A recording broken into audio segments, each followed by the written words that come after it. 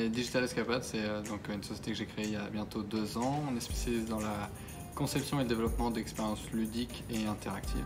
Concrètement, ce qu'on fait, c'est principalement des escape games 2.0. Donc ils se jouent soit en extérieur, soit en intérieur chez les gens.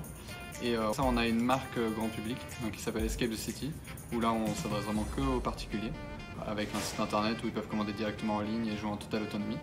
Et en même temps, on a le côté Digital Escapade, où là on crée vraiment des expériences sur mesure, donc pour les professionnels. Et ça peut être de l'acteur événementiel, du tourisme, des grosses entreprises qui veulent faire de l'intégration, du recrutement, etc. J'ai fait plusieurs parcours d'accompagnement et là j'étais arrivé vraiment à un moment où j'étais plus vraiment accompagné et c'est venu un peu comme une opportunité pour moi. Je me suis dit que ça pouvait être intéressant de bénéficier un peu du côté assez cadre pro d'une banque qui a quand même pas mal d'expérience, pas mal de ressources. Et finalement mon objectif c'était aussi d'interagir avec d'autres entreprises, d'autres startups notamment.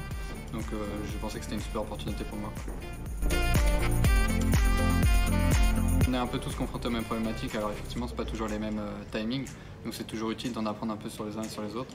Et puis même il y a souvent des échanges de bons procédés. Je sais que par exemple nos voisins c'est une autre startup, My Little Trip, qui travaille dans le tourisme, donc un peu naturellement on a fait un peu des partenariats ensemble où ils proposent nos activités, nous en échange on leur fait aussi des tarifs un peu préférentiels.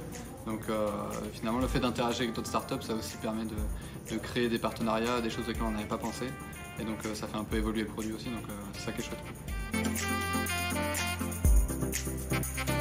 J'ai eu l'occasion de solliciter un expert un peu sur le côté technique qui m'a apporté un regard assez différent et finalement un regard un peu pro sur quelque chose sur lequel moi j'étais pas forcément à l'aise, un levier technologique qu'on avait à changer pour s'affranchir de Messenger en gros dans nos jeux qu'on utilise sous forme de chatbot et ça m'a donné un peu confiance en ayant la possibilité d'échanger avec des gens qui avaient pas mal d'expérience par rapport à moi, qui ne sont pas forcément issus d'un milieu ultra technique.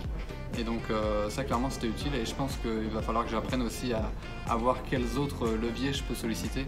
Et pour l'instant j'ai pas encore eu forcément toutes les occasions de le faire parce que là on est pas mal dedans, mais en tout cas j'y réfléchis pour bientôt.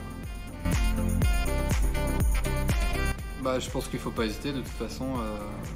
Le but c'est d'avancer et plus on est accompagné, plus c'est facile d'avancer. On a toujours l'impression qu'on va peut-être perdre un petit peu de temps à essayer de chercher à être accompagné, de rentrer dans des programmes, mais au final c'est du temps de gagner je pense. Ça permet vraiment d'aller plus vite.